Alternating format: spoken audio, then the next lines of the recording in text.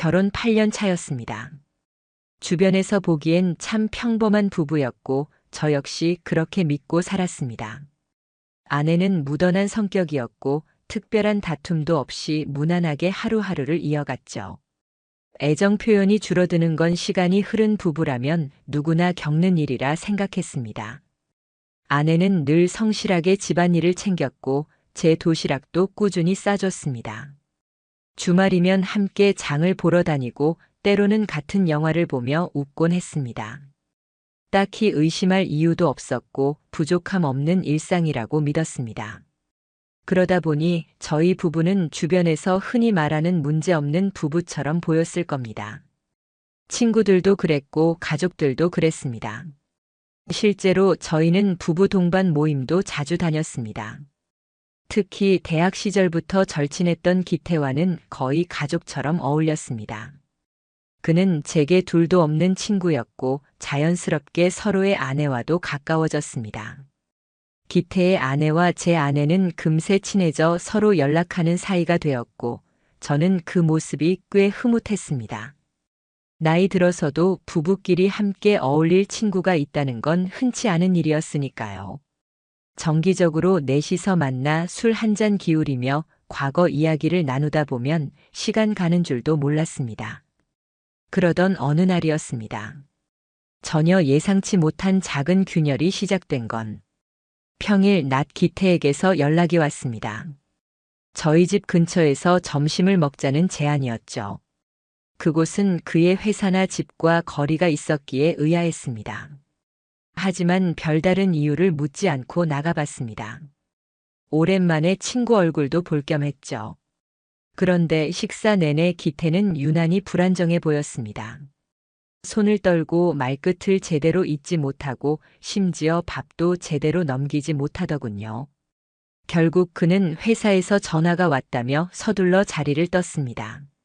너무 어색하게 마무리된 그 식사가 제 머릿속에 오래 남았습니다.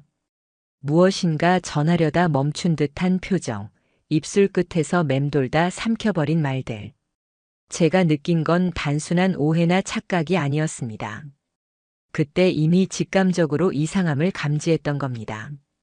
며칠 후 또 다른 모임이 있었습니다.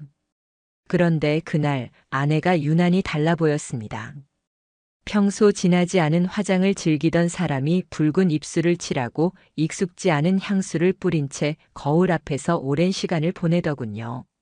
제가 오늘 왜 이렇게 꾸몄어? 하고 묻자 아내는 웃으며 그냥 오랜만에 외출하니까라고 대수롭지 않게 넘겼습니다. 그런 사소한 변화는 당시엔 별 의미가 없다고 애써 생각했지만 마음 한쪽이 묘하게 무거웠습니다. 모임에선 모두 함께 즐겁게 웃고 떠들었고 겉으로는 평소와 다를 바가 없었습니다. 그러나 돌아오는 길 저는 아내의 웃음과 기태의 눈빛이 묘하게 겹치는 순간들을 되새기며 불편한 기분을 지울 수 없었습니다. 이상한 일은 이어졌습니다. 그 후로 기태는 모임을 피하기 시작했습니다. 제가 연락해도 읽고 답하지 않는 경우가 늘었고 간신히 전화를 받으면 바쁘다는 말만 했습니다. 그와 둘도 없던 우정이 서서히 거리를 두는 듯 했습니다. 아내도 달라졌습니다. 전에는 기태의 아내와 자주 연락한다더니 어느 날 제가 무심코 요즘 기태 아내랑 안 연락해? 라고 묻자 아내는 잠시 말을 고르더니 글쎄 잘 몰라. 좀 바쁜가 보지라고 어색하게 얼버무렸습니다. 그 말투는 마치 피하고 싶다는 듯 차갑게 느껴졌습니다. 그 후로 아내는 주말마다 외출을 늘렸습니다. 친구랑 영화를 본다, 전시회를 간다, 엄마 병원에 잠시 다녀온다. 늘 그럴싸한 핑계를 댔습니다. 하지만 설명과 행동이 어울리지 않는 순간들이 생겼습니다. 심지어는 미술교실 동창회라며 외출한 날도 있었습니다. 아내는 애초에 미술 전공이 아니었습니다. 저는 속으로 소용돌이가 쳤지만 겉으로는 내색하지 않았습니다. 확실한 증거도 없는데 덮어놓고 따지다간 되돌릴 수 없는 상황을 맞을 수 있다는 생각에 오히려 차분히 지켜보기로 했습니다. 결정적인 밤은 불시에 찾아왔습니다. 회사 회식으로 늦게까지 자리를 지키다 술을 거의 마시지 않은 채 일찍 빠져나왔습니다. 집으로 향하던 길목, 우연히도 기태를 마주쳤습니다. 그는 다급히 누군가와 통화 중이었는데 목소리를 의도적으로 낮춘 듯 귀에 속삭이는 말이 선명히 들렸습니다. 응, 전에 갔던 방이랑 같은 층이야. 알지? 엘리베이터 타면 오른쪽. 이어서 나온 말은 제 심장을 얼어붙게 만들었습니다. 그때처럼 창가 쪽으로 부탁했다고 했어. 저는 그 자리에 얼어붙었습니다. 그것은 명백히 호텔과 관련된 얘기였고 그 말투는 마치 연인에게 속삭이듯 부드러웠습니다. 순간 수많은 조각들이 머릿속에서 퍼즐처럼 맞춰지며 끔찍한 그림을 만들어냈습니다. 기태가 통화를 끝내고 자리를 떠날 때까지 저는 숨죽여 지켜보다 몰래 뒤따랐습니다. 그가 들어간 곳은 시내 중심부에 위치한 고급 호텔이었습니다. 프런트의 직원은 그를 익숙하게 맞으며 말했습니다. 오늘도 오셨네요. 1206호 준비되어 있습니다. 오늘도. 그 말은 제게 장검처럼 꽂혔습니다. 저 절망적인 강조 하나로 모든 게 분명해졌습니다. 기태가 단발적인 실수를 한 것이 아니라 반복적으로 같은 행동을 저지르고 있다는 사실. 저는 비틀거리며 호텔을 나왔지만 머릿속엔 단 하나의 숫자만 맴돌았습니다. 1206. 그 후 저는 잠 한숨 편히 이룰 수 없었습니다. 아내의 외출은 계속되었고 이유는 늘 어색했습니다. 마침내 주말이 다가왔습니다. 아내가 말했습니다. 전시회 초대권이 생겨서 다녀올게. 제가 무심히 그러나 단호하게 말했죠. 같이 가자. 그 순간 아내가 보인 깜짝 놀란 표정이 잊히지 않습니다. 아니야. 그 전시회는 별로야. 나 혼자 보는 게 좋아. 그녀는 그렇게 집을 나섰고 저는 곧장 호텔로 달려갔습니다. 로비 한쪽에 앉아 오직 단 하나의 장면을 기다렸습니다. 엘리베이터 문이 열리고 아내가 나타났습니다. 그리고 그 뒤를 따라오는 기태. 두 사람은 마치 오래된 연인처럼 별말 없이 나란히 프런트로 향했습니다. 카운터에서 키카드를 받는 순간 제 심장이 무너져 내렸습니다. 그리고 그들이 다시 탑승한 엘리베이터의 층표는 명확했습니다. 분명히 12층, 그 안쪽. 그들의 목적지는 제가 이미 알고 있는 숫자 1206이었습니다. 저는 끝까지 따라가지 않았습니다. 대신 날짜와 시간 그리고 저 두 사람의 입장 장면을 제 뇌리에 각인시켰습니다. 그 광경은 제 세계를 뒤집어 놓기엔 충분했습니다. 평온한 일상이라 믿었던 모든 것이 거짓임을 확인한 순간이었으니까요. 그날 제 눈앞에서 아내와 기태가 호텔로 함께 들어가는 장면을 직접 목격한 순간 제 가슴은 산산이 부서진 듯 했습니다. 하지만 저는 끝까지 따라 올라가지 않았습니다. 왜냐하면 분노에 휩싸여 감정적으로 행동하면 그 자리에서 모든 게 터지고 결국 제가 원하는 진실조차 제대로 손에 넣지 못할 거라는 걸 너무도 잘 알고 있었기 때문입니다. 그래서 저는 그 장면을 제 두 눈에 새기고 머릿속에 각인시키는 것 외엔 아무것도 하지 않았습니다. 집에 돌아온 그날 밤 저는 차가운 침대 위에 누워 천장만 바라보았습니다. 아내가 제 옆에 없는 침대가 이렇게 쓸쓸하게 느껴진 건 처음이었습니다. 그런데 그 쓸쓸함 속에서 분노보다 앞선 건 차라리 확신이었습니다. 이제는 더 이상 의심이 아니라는 거. 제 아내는 제 가장 친한 친구와 저를 배신하고 있다는 걸 이미 부정할 수 없다는 걸요. 다음 날 아침 저는 마음을 다잡았습니다. 감정으로 덤벼서는 안 된다는 생각이 머리를 채웠습니다. 이건 단순히 사랑의 문제가 아니었습니다. 배신에 대한 책임 그리고 그 책임을 반드시 법적으로 물어야 하는 싸움이었습니다. 그래서 저는 차근차근 움직이기 시작했습니다. 우선 아내가 외출하던 일정들을 쭉 정리했습니다. 지난 석 달간 아내가 핑계를 대고 집을 비운 날들을 달력에 체크했습니다. 그리고 제 카드 내역과 맞춰보니 정말 소름 끼치게 겹치더군요. 제가 예전에 출장용으로 만들어줬던 아내의 서브카드, 그 카드를 사용한 내역 속에 특정 호텔 이름이 반복적으로 찍혀 있었습니다. 3달 동안 총 6번. 날짜와 시간이 하나도 빠짐없이 아내의 외출 기록과 정확히 들어맞았습니다. 순간 저는 무릎이 꺾일 것 같았습니다. 제가 믿어서 만들어줬던 신용카드가 사실은 불륜의 현장을 드나드는 열쇠였다는 사실. 아내가 제게 식사 챙겨주던 그 손으로 친구와 호텔 방문을 열고 있었다는 사실. 그 배신감은 차라리 숨조차 막을 정도였습니다. 하지만 저는 끝내 이성의 끈을 붙잡았습니다. 이건 감정으로 끝낼 수 있는 문제가 아니니까요. 그렇게 마음을 다진 저는 변호사를 찾아갔습니다. 그리고 제가 모은 카드 내역과 일정표를 보여주었습니다. 변호사는 잠시 말이 없더니 이렇게 말했습니다. 이 정도 증거면 충분합니다. 호텔 내역과 일정이 이렇게 일치한다면 소송 가능합니다. 상간 소송으로 위자료 청구도 꽤 크게 할 수 있을 겁니다.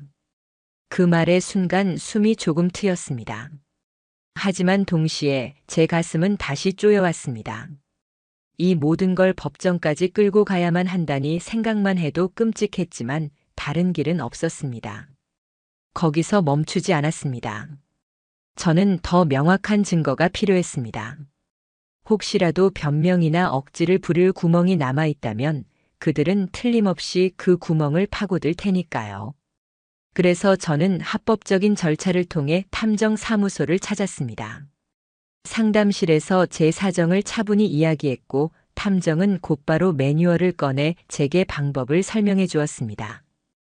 호텔 출입 장면을 확보할 수 있고 외출 시 동선도 확인할 수 있다는 것이었습니다. 저는 주저없이 계약했습니다. 이제는 감정이 아니라 증거를 쌓는 과정이었으니까요. 일주일 뒤 탐정은 자료를 가지고 찾아왔습니다. 서류, 사진, 영상. 그 안에는 제가 가장 두려워했던 장면이 그대로 들어 있었습니다. 호텔 로비에서 같이 들어가는 아내와 기태, 엘리베이터 앞에서 마주보고 웃는 두 사람의 얼굴, 그리고 그 짧은 순간 아내의 표정 속에서 제가 알던 사람은 보이지 않았습니다. 기태가 아내의 머리칼을 아무렇지 않게 쓰다듬는 장면까지 담겨 있었습니다. 사진을 보는 순간 숨이 턱 막혔습니다. 그 눈빛이, 그 웃음이 제 옆에서 늘 평범하게 살던 아내의 얼굴이면서 동시에 제가 단 한 번도 본 적 없는 여자의 얼굴이기도 했습니다. 그날 이후 전 더 이상 미룰 이유가 없었습니다.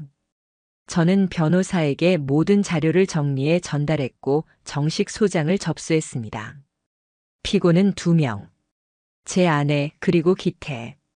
아내에게는 이혼 청구와 함께 위자료 7천만 원을 요구했습니다. 불륜의 대가를 반드시 치르게 하기 위해서였습니다. 그리고 기태에게는 정신적 피해 보상을 이유로 상간 소송을 따로 걸어 5천만 원을 청구했습니다. 제 인생을 송두리째 뒤흔든 대가를 그가 얼마든 몸으로 실감해야 맞다고 생각했으니까요. 소장이 접수된 지 며칠 되지 않아 아내에게 전화가 왔습니다. 당황한 목소리였습니다. 오빠, 이게 무슨 소리야? 갑자기 무슨 소송이야? 대체 무슨 일이야? 저는 처음으로 그 여자를 차갑게 눌렀습니다. 기태랑 무슨 사이냐? 순간 수화기 너머에서 정적이 흘렀습니다. 그 숨막히는 몇 초가 몇 분처럼 길게 느껴졌습니다. 그리고 마침내 아내의 입에서 이런 말이 터져 나왔습니다. 그거 실수였어. 몇 번 그런 건데 감정 같은 거 없었어. 실수라니. 몇 번을 반복해서 실수라 규정하는 뻔뻔한 변명. 감정이 없었는데 침대를 공유했다는 역설. 도저히 더는 제 귀를 더럽히고 싶지 않아 전화를 끊었습니다. 잠시 후 기태에게서도 연락이 왔습니다. 진짜 미안해. 내가 미쳤었어. 근데 우리 우정은 그런 게 아니잖아. 우정? 제가 믿었던 그 단어조차 왜 그토록 더럽혀져야 했는지. 우정이면 제 아내를 그렇게 안아서는 안 되었겠죠. 우정이란 걸 입에 담을 자격조차 없는 놈이 감히 그 단어를 변명 삼아 썼습니다. 그날 이후 아내는 친정으로 돌아갔습니다. 저는 바로 이혼 조정 절차에 돌입했습니다. 법원으로부터 조정 기일이 잡혔고 두 사람은 소송 피고로 출석 통보를 받아야 했습니다. 그리고 그날 법원 앞에서 저는 둘을 마주쳤습니다. 나란히 서 있었지만 서로 대화조차 하지 않는 두 사람. 그러나 그들의 얼굴엔 들켰다는 죄책감 대신 세상에 공개된 사실이 불쾌하다는 표정이 읽혔습니다. 그 순간 저는 더욱 강해졌습니다. 재판정에서 판사는 제게 물었습니다. 혼인을 유지할 의사가 전혀 없으십니까? 저는 단호히 고개를 끄덕였습니다. 네. 그 사람은 더 이상 제 아내가 아닙니다. 아내는 울먹이며 실수였습니다. 다신 그러지 않겠습니다. 이혼만은 제발 하고 붙잡으려 했습니다. 그러나 이미 늦었습니다. 법정에서 밝혀진 사실과 증거는 분명했고 판결은 명확했습니다. 불륜 사실을 입증할 서류와 사진들, 일정과 카드 명세서까지 모든 자료들이 하나의 결론을 말해주고 있었습니다. 결국 이혼은 성립되었습니다. 아내는 위자료 7천만 원을, 기태는 상간소송으로 5천만 원을 배상하라는 판결이 내려졌습니다. 그 판결문을 받아드는 순간 저는 마치 온몸에서 기운이 빠져나가는 듯 했습니다.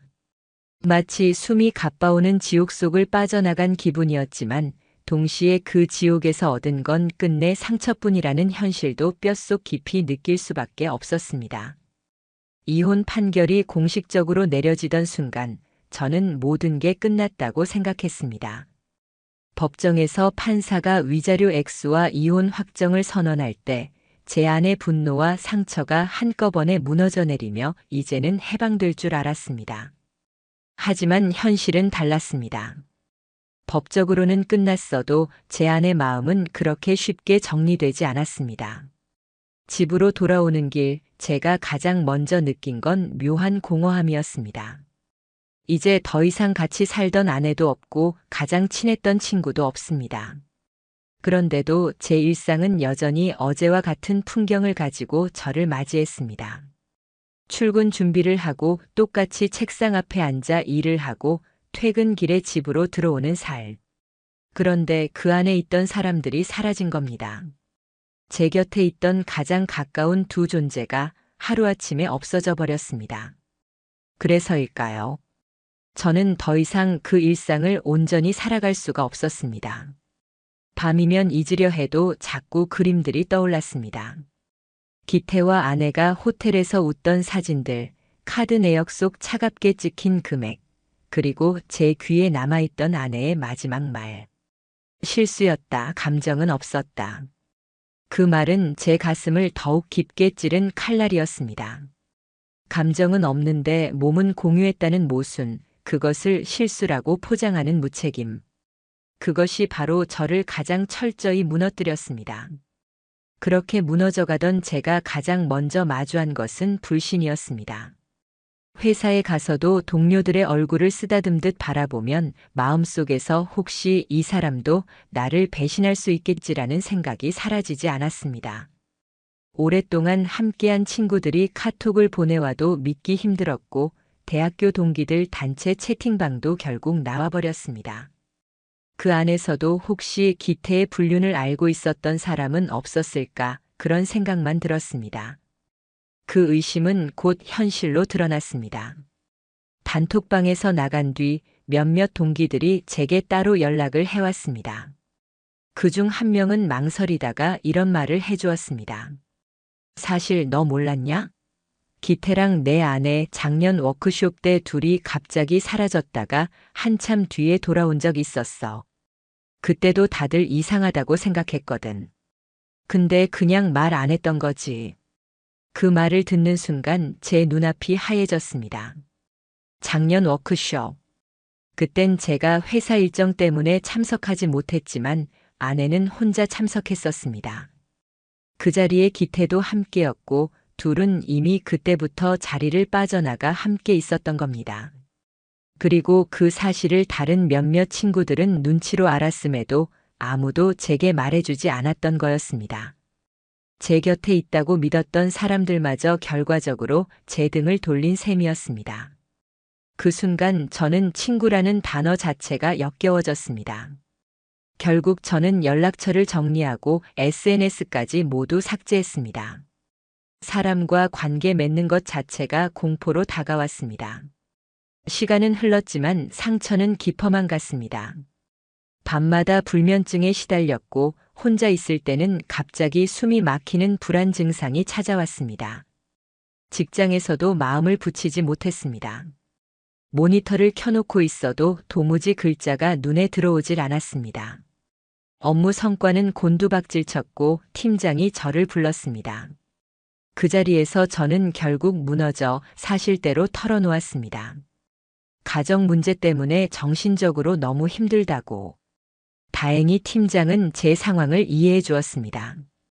그리고 잠시 휴직을 권유했습니다. 그렇게 저는 회사 일을 내려놓고 오롯이 혼자의 시간을 가지기 위해 제주도로 내려갔습니다. 석 달 남짓 저는 그곳에서 인간관계도 도심의 소음도 모두 끊어낸 채 홀로 살았습니다. 바닷가를 걸으며 새벽 해돋이를 보며 제 마음속에 끝없이 남아있는 질문과 씨름했습니다. 도대체 내가 뭘 잘못했던 걸까? 왜 이런 선택을 당해야 했을까? 하지만 시간이 지나며 조금은 다른 생각들이 싹트기 시작했습니다. 저는 잘못한 게 없었습니다. 단지 제가 믿었던 사람들이 배신을 택한 것뿐이었습니다. 결혼 생활 동안 저는 최선을 다했고 친구로서도 성심껏 기태와 함께 했습니다. 그런데 그들은 제 손을 놓고 서로의 손을 잡았습니다. 그건 제 잘못이 아니라 그들의 선택과 그들의 책임이었음을 서서히 받아들이기 시작했습니다. 그럼에도 불구하고 다시 일상으로 돌아가긴 쉽지 않았습니다. 혼자 밥을 먹을 때마다 공허했고 길을 걸을 때도 누구와도 시선을 맞추기 어려웠습니다. 그래서 저는 심리 상담을 받기로 했습니다. 상담사는 제 이야기를 한참 듣더니 차분히 말했습니다. 이건 극심한 배신 트라우마입니다. 사람에 대한 신뢰가 근본부터 무너진 상태라 현재로선 누구를 만나도 불안함이 먼저 앞설 겁니다. 저는 고개를 끄덕였습니다. 맞는 말이었습니다. 하지만 그 말을 듣고 나니 이상하게도 마음이 조금은 가벼워졌습니다. 제 상태가 단지 제가 약해서 생긴 게 아니라 누구라도 겪을 수 있는 상처라는 걸 인정받은 듯 했기 때문이었습니다. 그렇게 저는 다시 조금씩 스스로를 세우기 시작했습니다. 상담사가 제게 한 가지 조언을 해주었습니다. 말하지 않은 상처는 더 깊어집니다. 기록하고 토해내야 합니다. 글로 쓰거나 누군가에게 전하는 과정에서 치유가 시작돼요. 그 말을 받아들여 저는 노트북을 열고 지난 몇 달간 겪었던 모든 과정을 정리하기 시작했습니다. 제 아내와 기태의 배신, 증거를 모으는 과정, 법적 절차, 그리고 그 사이 제 마음이 어떻게 무너졌는지 하나하나 적어 내려갔습니다. 처음엔 두세 줄 쓰기도 벅찼지만 쓰기 시작하니 멈출 수가 없었습니다. 쓰다 보면 분노가 되살아나기도 했지만 동시에 제 안에 응어리졌던 것이 조금씩 풀려나가는 느낌이 들었습니다. 그 기록을 저는 블로그에 올리기 시작했습니다. 처음엔 단순히 저 자신을 위한 기록이었지만 어느 순간부터 사람들이 찾아와 댓글을 남기기 시작했습니다. 저도 남편이 의심됩니다. 어떻게 증거를 확보해야 하나요? 혹시 증거 없으면 법적으로 방법이 없는 건가요? 사람들이 저에게 절박하게 물어오기 시작했던 겁니다. 그때 저는 알았습니다. 나 혼자가 아니구나. 어딘가에도 지금 이 순간 저처럼 배신과 불륜 앞에서 혼란을 겪고 있는 사람들이 있구나. 그 사실이 오히려 제게 힘이 되었습니다. 이제 제 상처는 단순히 제 것이 아니라 다른 사람들에게 경고와 위로가 될 수 있다는 걸 알게 되었으니까요. 그래서 저는 더욱 정리했습니다. 상간 소송이 어떻게 진행되는지, 증거는 어떻게 확보해야 하는지, 카드 내역 하나가 얼마나 중요한지, 탐정을 고용할 때 무엇을 주의해야 하는지. 제가 겪은 과정을 하나하나 풀어냈습니다. 그러자 예상치 못한 변화가 찾아왔습니다. 글을 읽은 이들이 저에게 메일을 보내며 고맙다고 했습니다. 님의 글 읽고 저도 용기를 냈습니다. 너무 똑같아서 눈물이 났습니다. 그 말들이 제게는 다시 살아날 수 있는 힘이 되었습니다. 그런데 아이러니하게도 그런 치유의 과정이 막 시작되던 즈음 예상치 못한 일이 또 찾아왔습니다. 이혼한 지 6개월쯤 지났을 때입니다. 아내에게서 문자 메시지가 날아왔습니다. 그때는 정말 미안했어. 많이 반성하고 있어. 다신 그런 실수하지 않을게. 혹시 우리가 다시 돌아갈 수 있을까? 그것은 마치 칼로 상처 위를 다시 후벼 파는 듯한 메시지였습니다. 실수였다고 치부하던 그녀는 여전히 자신이 무엇을 잘못했는지 제대로 이해하지 못하고 있었습니다. 저는 답하지 않았습니다. 그리고 곧바로 그녀의 번호를 차단했습니다. 다시는 과거로 돌아가지 않겠다고 제 안에서 결심이 굳어졌습니다. 그로부터 저는 조금씩, 아주 조금씩 평온을 배워가기 시작했습니다. 배신의 잔해는 여전히 제 안에 남아 있었지만 이제 저는 그것을 통해 무너지는 대신 제 삶을 다시 쌓아 올릴 재료로 삼고자 했습니다. 하루하루가 힘들었지만 동시에 하루하루가 다시 살아있음을 증명해주는 증거가 되어 주었습니다. 시간이 지나며 저도 조금씩 일상을 회복해 갔습니다. 분노와 배신감이 여전히 제 가슴 속에 상처로 남아 있었지만 적어도 그 상처를 감싸며 하루하루를 살아갈 여유는 생겼습니다. 그때쯤 우연처럼 찾아온 이야기가 있었습니다. 저는 의도하지 않았고 오히려 듣고 싶지 않았지만 세상은 끝내 제 귀에 그들의 소식을 들려주더군요. 회사에서 함께 일하던 선배 중 한 분이 있었습니다. 투자 이야기를 하다가 서울 강남에 새로 생긴 작은 쇼핑몰에 돈을 넣었다는 말을 꺼냈습니다. 저는 그 이야기를 흘려듣고 있었는데 선배가 갑자기 이런 말을 덧붙였습니다.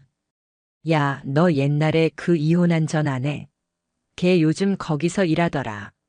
순간 귀가 멎은 듯 했습니다. 저는 얼떨결에 되물었습니다. 예? 진짜요? 응. 내가 우연히 갔는데 한 브랜드 매장에서 점원으로 있더라. 근데 표정이 별로 좋지 않더라. 매니저한테 혼나고 있던데? 그 말을 들었을 때 제 안에서는 설명하기 힘든 감정이 일었습니다. 호기심, 분노, 그리고 이상한 동정심까지. 하지만 결정적으로 저를 움직인 건 묘하게 남아있던 궁금증이라는 감정이었습니다. 그녀가 지금은 어떻게 살고 있는 걸까? 결국 저는 마음을 다잡고 평일 낮 한가한 시간대를 골라 그 쇼핑몰에 직접 찾아갔습니다. 매장 앞에서 저는 한동안 걸음을 떼지 못했습니다. 거기서 제 눈에 들어온 건 과거 제가 알던 아내의 모습이 아니었습니다. 정갈하게 차려입고 스스로에게 당당함을 걸치던 그녀는 사라지고 낯선 유니폼을 입은 채 고객에게 연거푸 고개를 숙이고 있었습니다. 화장기 하나 없는 얼굴엔 깊은 다크서클이 드리워져 있었고 표정에서는 힘겨움이 고스란히 묻어났습니다. 더 충격적이었던 건 그 눈빛이었습니다. 예전엔 확신으로 가득 차 있었던 눈동자가 이제는 자신감 한번 띄우지 못하고 바닥만 응시하고 있더군요. 저는 그 모습을 한참 바라보다가 말없이 돌아섰습니다. 그 순간 제 안에서 치밀어 오른 건 연민이 아니었습니다. 동정도 아니었고 분노도 아니었습니다. 단지 담담했습니다. 그녀가 맞이한 현실은 결국 그녀의 선택의 결과라는 걸 알았으니까요. 모든 건 스스로 감당해야 할 몫이었습니다. 그날 밤 집으로 돌아왔을 때 문득 기태의 소식도 궁금해졌습니다. 노트북을 켜고 그의 이름을 검색해 봤습니다. SNS는 이미 비공개로 잠겨 있었지만 검색창 어딘가에서 짧은 글 하나가 제 눈에 들어왔습니다. 지역 커뮤니티 게시판에 남겨진 불명확한 글귀였죠. 땡땡동에 새로 영어 강사로 온 사람, 여자 문제 때문에 예전에 회사에서 잘렸대. 다들 조심해. 익명글이었지만 저는 직감적으로 알 수 있었습니다. 아, 저건 기태구나. 그 인간의 본성은 쉽게 변하지 않는다는 걸 저는 누구보다 잘 알고 있었으니까요. 시간은 흘렀고 그리고 더 많은 소문들이 자연스럽게 제 귀에 들어왔습니다. 전 아내는 결국 쇼핑몰 일도 오래 버티지 못했다고 했습니다. 퇴직금까지 땡겨 쓴 뒤 생활고에 시달리면서 가족들과도 멀어졌다고 하더군요. 처음엔 그녀의 가족들도 감싸줬다고 들었습니다. 누구나 실수는 할 수 있지 않느냐. 이혼까지 해야 할 문제냐. 하지만 결국 진실은 숨지도 않았고 제가 법정에 제출한 증거들이 세상에 돌면서 소문처럼 번져나갔습니다. 그녀의 분류는 감출 수 없는 사실이었고 끝내 가족들조차 더는 그녀를 감싸지 못했습니다. 특히 그녀의 아버지는 단 한마디 말도 없이 집에서 내쫓았다고 했습니다. 기태의 모습도 크게 다르지 않았습니다. 한때 술자리에서 형제 같은 우정을 떠들던 놈은 이제 친구들 모두에게 버림받았습니다. 사회적 관계라는 건 생각보다 가볍더군요. 함께 웃고 떠들며 즐기던 사람들도 결국 모두 기태를 멀리했습니다. 그에게 남겨진 건 외면뿐이었습니다. 그리고 마지막으로 들려온 소식은 두 사람이 한때 동거를 시도했다는 얘기였습니다. 하지만 생활비는 턱없이 부족했고 서로에 대한 감정 소모가 심했으며 신뢰는 이미 뿌리째 흔들려 있었죠. 결국 그 동거마저 실패로 끝났다고 했습니다. 서로가 의지할 줄 알았지만 사실상 서로를 더욱 파멸시키는 존재였던 겁니다. 저는 멀리서 그 이야기를 들으며 생각했습니다. 어쩌면 이보다 더한 처벌은 없겠구나. 두 사람은 이미 자신들이 판 구덩이에 빠져서 남은 인생을 불안과 외면 속에서 살아가야 할 테니까요. 누구에게도 손 내밀 수 없는 삶, 가까운 가족조차 등을 돌린 현실. 그것이 바로 자신들이 선택한 배신의 끝이었습니다. 그때 저는 비로소 알았습니다. 제가 그들을 더 이상 밟을 이유는 없다는 걸. 저는 이미 모든 걸 잃었지만 동시에 다시 제 삶을 세워나가고 있었습니다. 반대로 그들은 가장 가까웠던 저를 잃음으로써 결국 모든 것을 잃은 겁니다. 이 모든 걸 멀리서 지켜보며 저는 오히려 차분해졌습니다. 가장 믿고 사랑했던 사람들에게 깊이 배신당한 아픔은 결코 쉽게 사라지지 않겠지만 이제 그들의 몰락을 확인하며 더는 흔들리지 않기로 다짐했습니다. 살아가는 건 결국 자신이 선택하고 감당하는 몫이라는 걸 이 과정에서 확실히 배웠으니까요. 이혼 판결이 내려지고 두 사람의 몰락 소식을 들은 지 시간이 꽤 흘렀습니다. 세월이 어느 정도 흐른 지금 저는 스스로에게 말할 수 있습니다. 이제는 정말 끝났다라고. 하지만 끝났다고 해서 완전히 잊힌 것은 아니었습니다. 가끔씩은 문득 아무런 예고도 없이 과거의 조각들이 불현듯 찾아왔습니다. 예를 들어 아내가 제게 처음 요리를 해주던 날을 기억합니다. 서툴지만 정성스러운 손길이 느껴졌고 그저 따뜻하게 웃어주던 그녀의 표정을 제 마음 한구석에 아직도 저장하고 있었습니다. 또 다른 순간도 있습니다. 기태와 새벽까지 술잔을 부딪히며 허심탄회하게 꿈을 나누던 밤. 우리는 그토록 가까웠었죠. 그런데 지금 돌이켜보면 그 모든 것이 다 거짓처럼 느껴집니다. 눈앞에 따뜻한 기억들이 알고 보니 사실은 배신으로 향하는 발걸음의 일부였다는 생각이 들면 여전히 숨이 답답하게 붙습니다. 그렇지만 저는 다짐했습니다. 더 이상 그 기억에 휘둘리지 않겠다고. 그건 제가 만든 잘못이 아니라는 걸 깨달았으니까요. 제가 한 잘못은 단지 믿었다는 것뿐이었습니다. 사람으로서 당연히 할 수 있는 믿음을 저는 내 가장 가까운 사람들에게 내어주었습니다. 문제는 그들이 그 믿음을 스스로 저버렸다는 겁니다. 그렇다면 결국 잘못은 제게 있는 게 아니라 그들의 선택과 그들의 인격에 있었던 겁니다. 두 사람이 지금 어떤 삶을 사는지는 더 이상 궁금하지 않았습니다. 이미 충분히 대가를 치렀고 어쩌면 앞으로 평생 그 죗값을 씻을 수 없을 겁니다. 신뢰를 잃은 사람에게는 더 이상 기대도 편안한 관계도 주어지지 않으니까요. 아무리 새로운 곳에서 시작한다 해도 남의 눈치를 보며 불신과 경계 속에서만 살아야 하는 미래. 저는 그것이야말로 가장 무서운 벌이라고 생각합니다. 그런데 사람들은 흔히 이런 말을 합니다. 그래도 결국은 용서해야 진정한 자유를 얻을 수 있다. 저도 수없이 들었습니다. 하지만 저는 다르게 생각합니다. 저는 용서하지 않기로 했습니다. 그것은 그들을 위한 게 아니라 오히려 저 자신을 위한 선택이었습니다. 용서라는 말을 입에 담는 순간 그들의 죄가 가벼워진다고 느껴졌습니다. 그건 제가 견뎌낸 고통과 스스로 버텨온 시간들을 배신하는 일이기도 합니다. 그래서 저는 그저 담담히 말합니다. 나는 그들을 용서하지 않는다. 하지만 더 이상 증오하지도 않는다. 증오도 용서도 아닌 무심함. 그게 지금 제가 택한 태도입니다. 이제 제 삶은 정말 조용합니다. 새벽에 눈을 뜨고 출근 준비를 합니다. 회사로 가서 묵묵히 하루를 보냅니다. 퇴근 후 집에 돌아와 혼자 식탁 앞에 앉아 밥을 먹고 간단히 산책을 하고 다시 잠자리에 듭니다.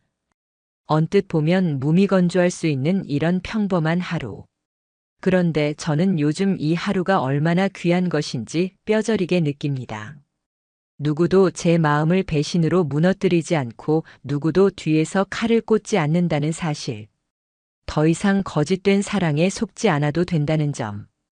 그 사실 하나로 제 하루하루는 불과 1년 전보다 1000배는 더 평화롭고 10,000배는 더 값지게 느껴집니다. 그리고 이 이야기를 듣고 있는 여러분께 꼭 말씀드리고 싶은 게 있습니다. 혹시 지금 당신의 곁에도 당신을 병들게 하는 사람이 있지 않습니까? 겉으로는 사랑이라 말하지만 실제로는 당신을 갉아먹는 누군가가 있지 않습니까? 저는 제 이야기를 통해 이것 하나만은 꼭 전달하고 싶습니다. 배신 앞에서 침묵하지 마십시오.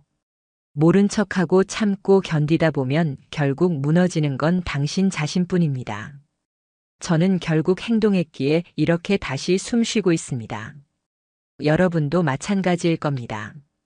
가장 소중한 사람은 결국 나 자신입니다. 끝까지 믿어야 할 사람도 끝까지 지켜야 할 살도 결국 나 스스로의 몫입니다. 저는 이제 그 사실을 너무도 뼈저리게 배웠습니다. 이 긴 이야기를 여기까지 함께 해주신 분들께 감사드립니다.